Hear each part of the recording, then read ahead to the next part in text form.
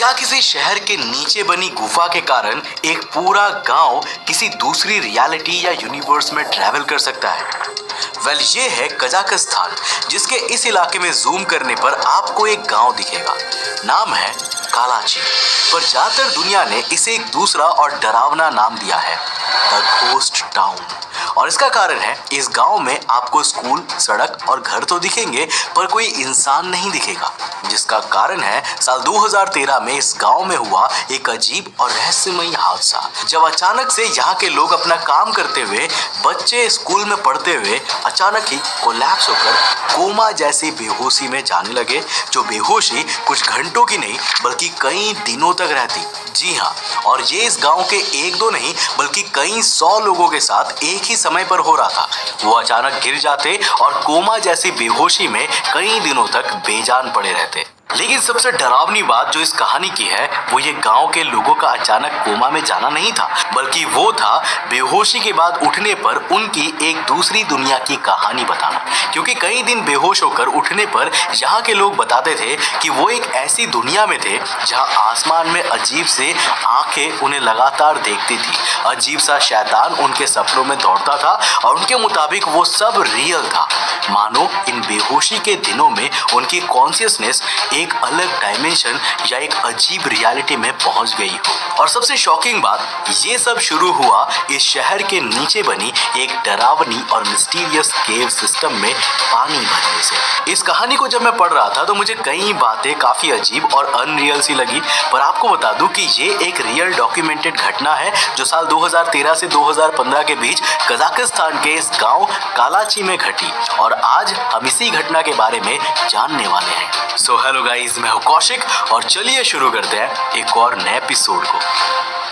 People there keep falling asleep at random for hours, some even for days. Hundreds of people have been randomly falling asleep and staying asleep for hours, even days on end. तो Kazakhstan के ठंडे और सुनसान इलाके में एक छोटा सा गांव है कालाची। बर्फ से घिरी सड़कों, पुराने लकड़ी के घरों, पार्क्स, शॉकलोज, सब कुछ जो इंसानों को रहने के लिए चाहिए। लेकिन जैसा मैंने इंट्रो में कहा, यहाँ इंसान नहीं है।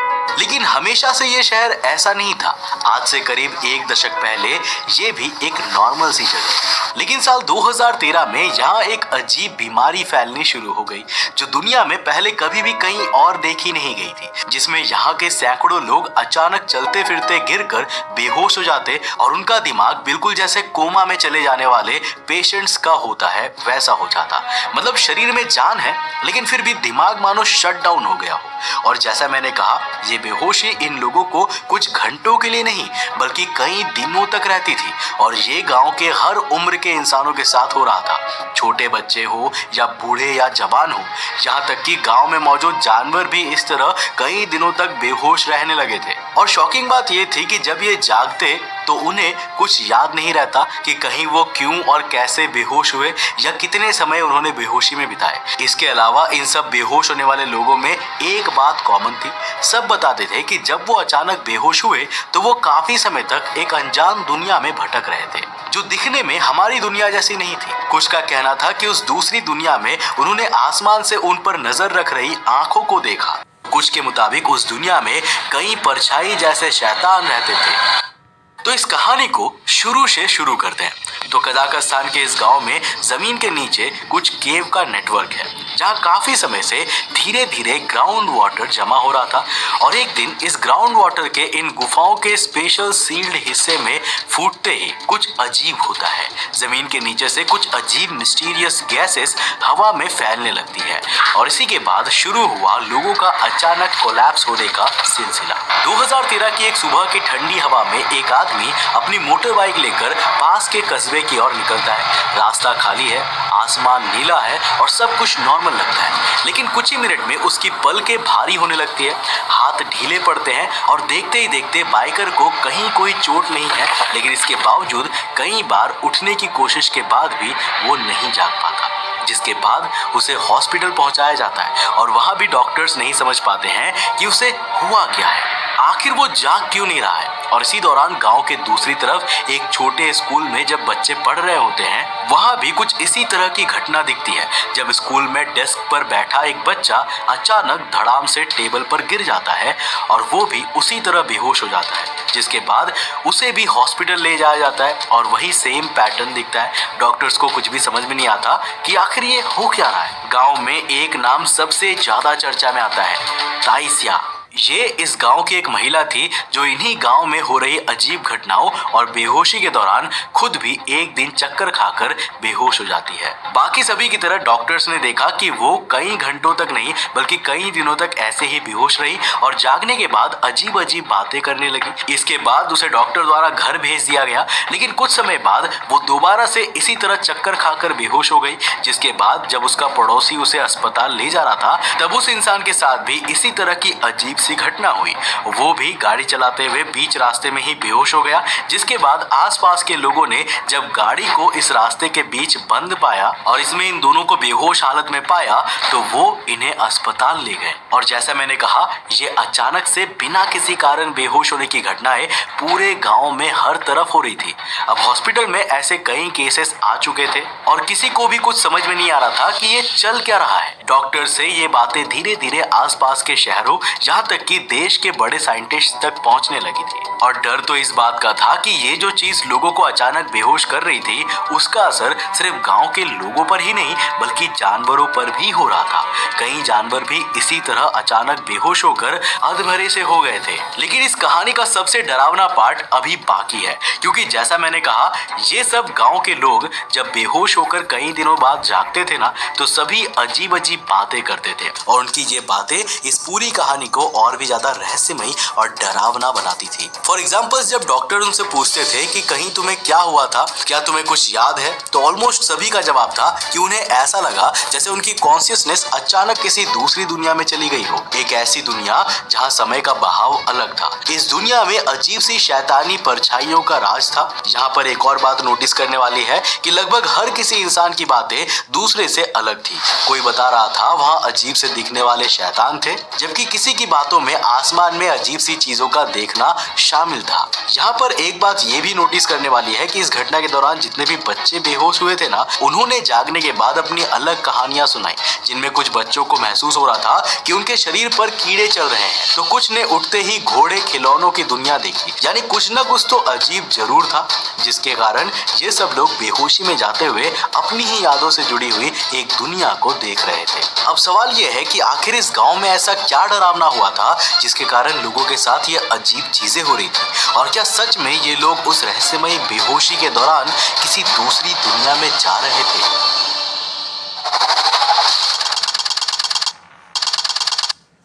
कराची में फैल रही इस नींद की बीमारी अब सिर्फ एक मेडिकल केस नहीं रही थी, बल्कि धीरे धीरे पूरे देश की चिंता बन गई थी। आम बीमारियों की तरह यहाँ सिर्फ दवाइयाँ बांटने या डॉक्टर भेजने से बात खत्म नहीं होने वाली थी, क्योंकि जो यहाँ हो रहा था वो किसी भी नोन बीमारी जैसा नहीं था।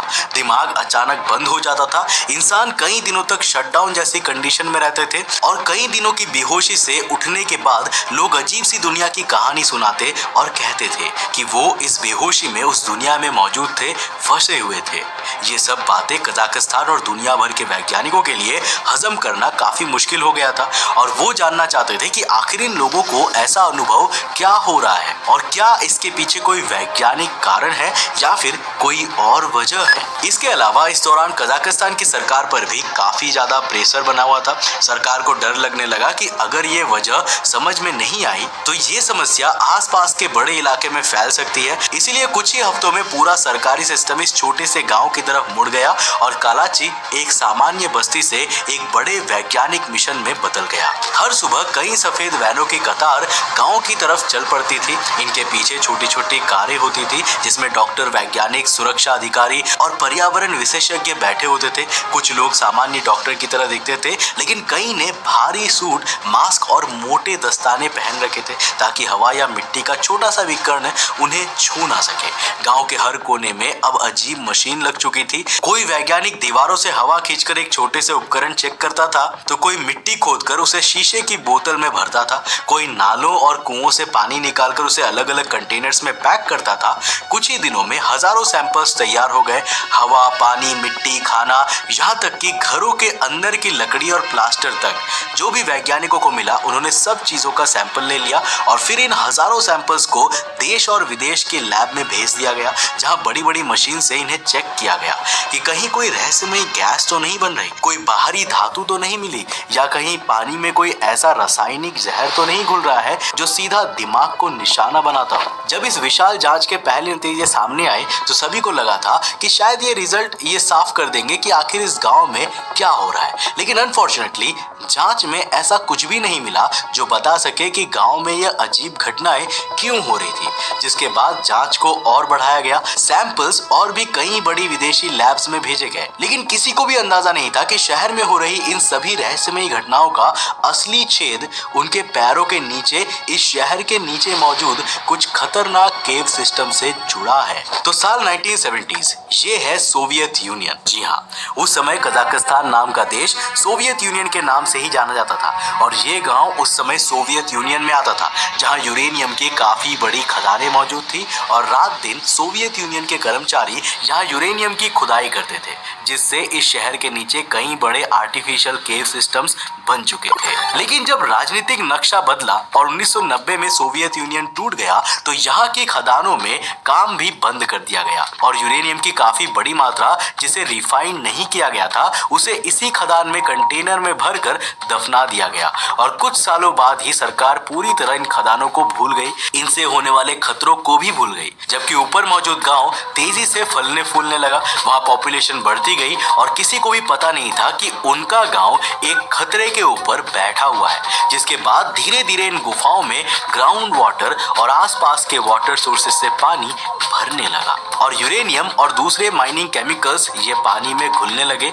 जो पानी ग्राउंड वाटर के साथ पूरे गांव में पिया जा रहा था। इसके अलावा दूसरी चीज जो पूरी घटना को और खतरनाक बना देती है वो है इन माइन से लगातार निकल रही जहरीली गैसेस, क्योंकि माइनिंग के दौरान कई बार खतरनाक केमिकल्स का यूज होता है और जब भी माइन बंद हुई तो उनके केमिकल्स को भी इन्हीं गुफाओं में छोड़ दिया गया था। जिसके बाद ग्राउंड वाटर यहाँ जमा होने के चलते ये केमिकल्स भी पानी के साथ रिएक्ट करने लगे और उनसे कई खतरनाक और जहरीली गैसेस बनी, जो लगातार जमीन से ऊपर जाकर गांव वालों की सांसों में घुल रही थी। यानी यहाँ दो खतरनाक चीजें हुई, या शायद कहीं तीन।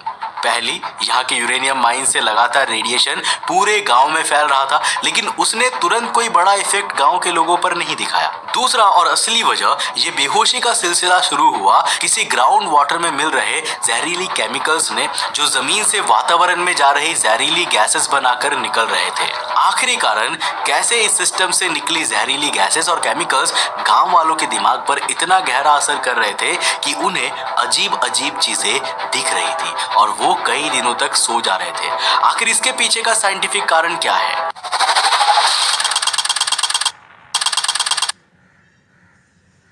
तो कालाची की बीमारी अब सिर्फ एक मेडिकल पहेली नहीं रही, बल्कि ये देश के भरोसे की परीक्षा बन चुकी थी। सरकार जानती थी कि अगर एक साफ कारण सामने नहीं आया तो डर पूरे क्षेत्र में फैल सकता है। राजधानी में लगातार बैठकों का दौर चल रहा था, डॉक्टर्स के पास मरीजों की रिपोर्टें थी, वैज्ञानिकों के पास हजारों डेटा पॉइंट्स थे, लेकिन जनता के लिए कोई एक ऐसा जवाब नहीं था जो इस रहस्य को पूरी तरह से समझा सके। लेकिन फिर कुछ समय बाद वैज्ञानिकों को इस गाँव से लिए गए हर सैंपल में एक अजीब पैटर्न दिखा। वहाँ कुछ जहरीले केमिकल्स और खासकर कार्बन मोनोऑक्साइड गैस की मात्रा काफी ज्यादा पाई गई और यही व्यू पॉइंट था जब वैज्ञानिकों और ऑफिशियल्स को यह समझ में आ गया कि ये सब काम शहर के नीचे बनी केव से जुड़ा है। जिसके बाद इनकी जांच की गई और वहाँ साफ दिखाई दिया कि जहरीली गैसेस इन केव से लीक होकर गाँव के वातावरण में फैलकर गाँव के लोगों का दम घोट रही है। कार्बन मोनोऑक्साइड के वातावरण में मिलने से लोगों का अचानक बेहोश होना अजीब सी चीजें देखना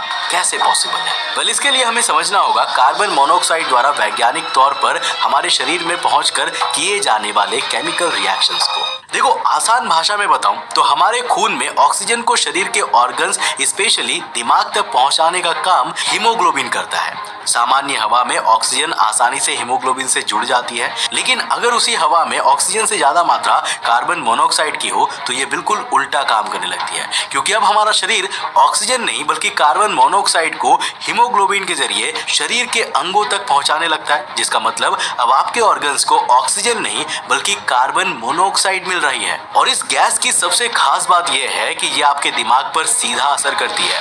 ऑक्सीजन नहीं मिलने पर आपका दिमाग सबसे पहले टास्क जो परफॉर्म करता है वो होता है शरीर की ऑक्सीजन सप्लाई को कम करके ऑर्गन्स को डैमेज होने से बचाना, जिसके लिए वो पूरे शरीर को और यहाँ तक कि अपने आप को भी शट डाउन करता है, केवल अननेसेसरी सिस्टम्स को छोड़कर जो आपके जीने के लिए जरूरी होते हैं, खासकर दिल, क्योंकि दिल बंद होने पर आप जिंदा नहीं रह सकते। और आपके दिमाग को ये पता है, इसीलिए सिचुएशन में आपका दिमाग आपके दिल को नहीं बल्कि शरीर के दूसरे अंगों को पूरी तरीके से बंद कर देता है, ऑक्सीजन को बचाता है और इस ऑक्सीजन को बचाने के लिए अपने आप को भी एक शटडाउन कंडीशन में रखता है, जहां केवल नेसेसरी स्टेप्स के अलावा कुछ और परफॉर्म नहीं करता। इसीलिए यही हुआ था उस गांव में भी। जब गांव के एनवायरनमेंट में केव से निकलने वाली कार्बन मोनोऑक्साइड की मात्रा काफी ज्यादा होने लगी तो लोगों के दिमाग पर इस गैस ने यही असर दिखाया और उन लोगों के दिमाग ने अचानक काम करना बंद करके अपनी एनर्जी को बचाना शुरू कर दिया। जिसके बाद अब सवाल आता है कि चलो मान लिया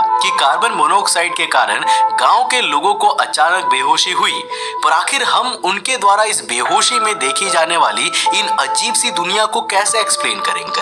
वेल, इसका एक्सप्लेनेशन भी कार्बन मोनोऑक्साइड से ही मिलता है, क्योंकि इस गैस की एक और खास बात यह है कि यह आपके दिमाग पर असर करती है और आपके ब्रेन की मेजॉरिटी ऑक्सीजन सप्लाई इस समय बंद हो चुकी होती है, तो आपका बचा हुआ दिमाग काफी बार आसपास की आवाजों को महसूस कर सकता है और उस दौरान वो कई हेलुसिनेशंस बनाता है, जिसमें आपको लगेगा कि शायद आप किसी और दुनिया में हो या आपके साथ कुछ अजीब हो रहा है। और वैज्ञानिकों के मुताबिक इस गांव में भी यही हुआ था। लोगों को बेहोशी में कार्बन मोनोऑक्साइड पॉइजनिंग के चलते वो डिफरेंट रियलिटीज और अजीब चीजें दिख रही थी, जो ज्यादातर उन्हीं लोगों के दिमाग में मौजूद डर से बनी थी। लेकिन कार्बन मोनोऑक्साइड का एक डार्क साइड भी है, क्योंकि ज्यादातर इस तरह के एनवायरनमेंट में रहने पर ये गैस धीरे धीरे आपका दम घोटने लगती है। और वैज्ञानिकों को जब सारी चीजें अच्छे से समझ में आ गई कि यहाँ कार्बन मोनोऑक्साइड ही मेन विलन है और वो केव सिस्टम से लगातार लीक हो रही है, तो उनका सबसे पहला काम था लोगों को कार्बन मोनोऑक्साइड के होने वाले सबसे बड़े खतरे यानी जान के जोखिम से बचाना। जिसके बाद बड़े पैमाने पर कजाकिस्तान की सरकार ने कालाची के लोगों को सुरक्षित जगह पर बसाने की योजना बनाई। कई परिवारों को दूसरे कस्बों और शहरों में नए घर दिए गए और इस पूरे गांव को अबेंडन करके एक घोस्ट टाउन में बदल दिया गया। वैसे यहाँ एक और एंगल भी है, जहाँ एक थियरी कहती है कि शहर पर गवर्नमेंट ने एक स्पेशल सीक्रेट वेपन से हमला किया था और ये सब उनके लिए एक टेस्ट था, एक एक्सपेरिमेंट था। और जब ये बातें ग्लोबल मीडिया में आ गई तो अपने सीक्रेट वेपन को दुनिया से छुपाने के लिए और अपनी इमेज बचाने के लिए यहाँ की सरकार ने कार्बन मोनोऑक्साइड के शहर में फैलने की झूठी कहानी बनाई। वैसे अब मैं आपसे जानना चाहूंगा, आपको क्या लगता है आखिर इस गांव में हुई ये सब चीजों का कारण क्या सिर्फ कार्बन मोनोऑक्साइड था या कुछ और भी? आप अपने जवाब मुझे नीचे कमेंट सेक्शन में लिखकर जरूर बताना। अगर वीडियो इंटरेस्टिंग लगी है तो इस वीडियो को लाइक करने के साथ साथ अपने दोस्तों के साथ जरूर शेयर करना। अगर आप नए उस चैनल पे तो इस चैनल को सब्सक्राइब करने के साथ साथ नोटिफिकेशन बेल ऑन कर देना